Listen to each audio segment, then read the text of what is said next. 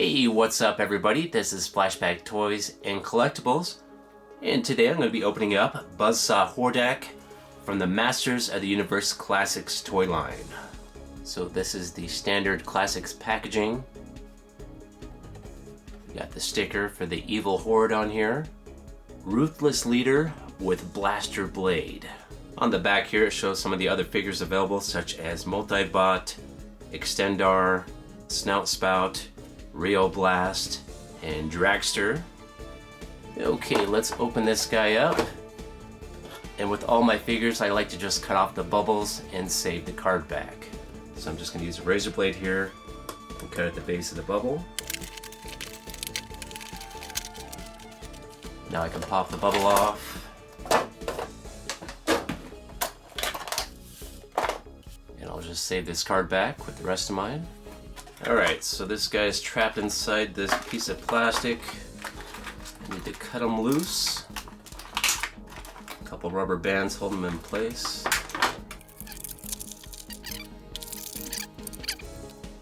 Okay, here's what all comes with this guy. You got the figure itself, a crossbow, and a buzzsaw blade.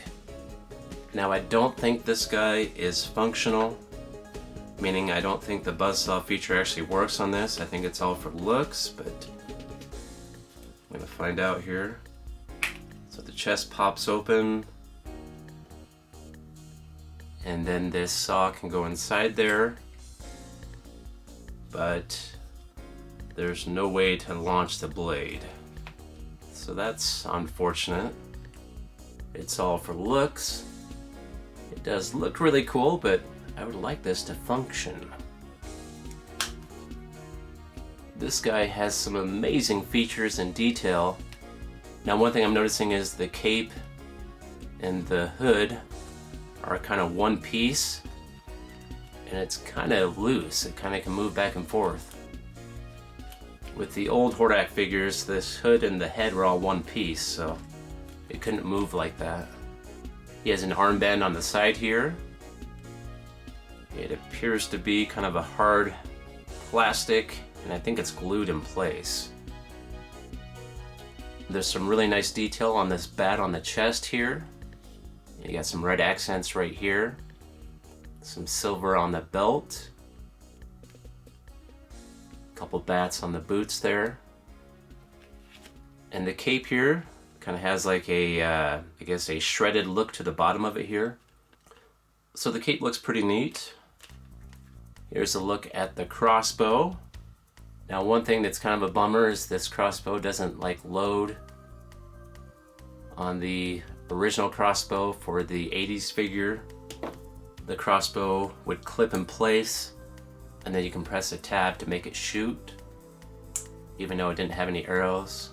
But as far as the way this looks, it looks awesome. Okay, let's compare this Classics figure with the original Hordak from 1984, I believe. At least that's when it was manufactured, was in 84. Let's take a look at the faces first. Now one thing I'm noticing right off the bat is the head is bigger actually on the original figure. This is only 5.5 inches tall, and this is a 7-inch figure, and this guy's head's bigger.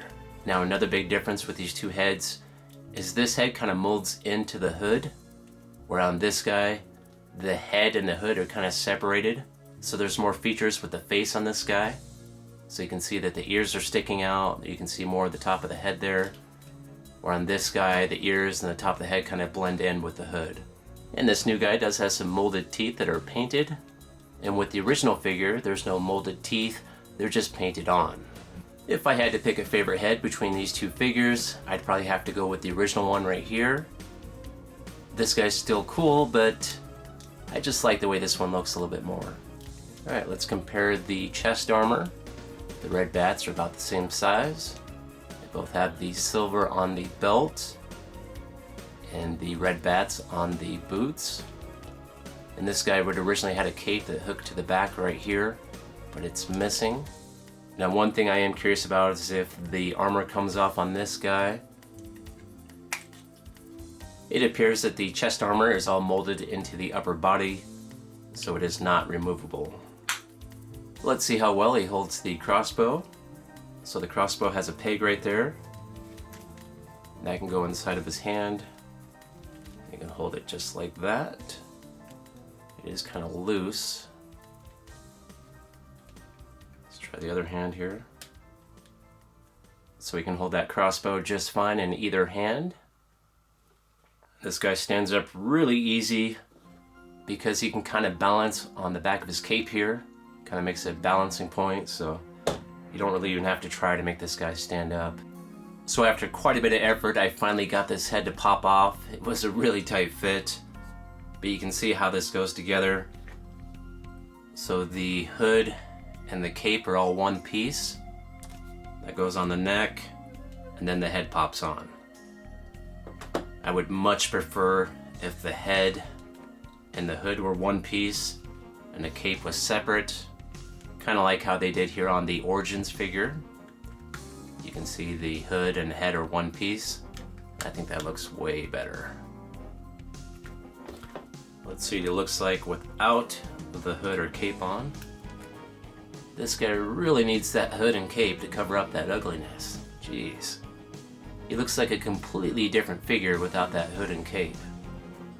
Way different. Now, just for fun, I'm going to see what this Origins Hordak head looks like on the Classics figure.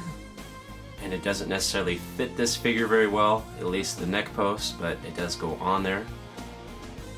And I think that looks way better. Another bummer with this figure is the fact that the buzzsaw feature does not work. Now, I don't have the original buzzsaw Hordak figure, but I do have the Origins buzzsaw figure. And that's this guy right here. So this guy has a blade that goes inside of him, and this blade can push down and lock in place. Then you can push down on this lever right here, and that shoots the blade out. So I'll show you real fast. So that's how the buzzsaw feature should work, but unfortunately with this guy, the buzzsaw feature is just for looks. And now I will leave you with a character description of Buzzsaw Hordak. If you liked this video, if you could, hit that like button, and please subscribe. And have yourself a great day, and I'll see you next time. Buzzsaw Hordak, ruthless leader with blaster blade.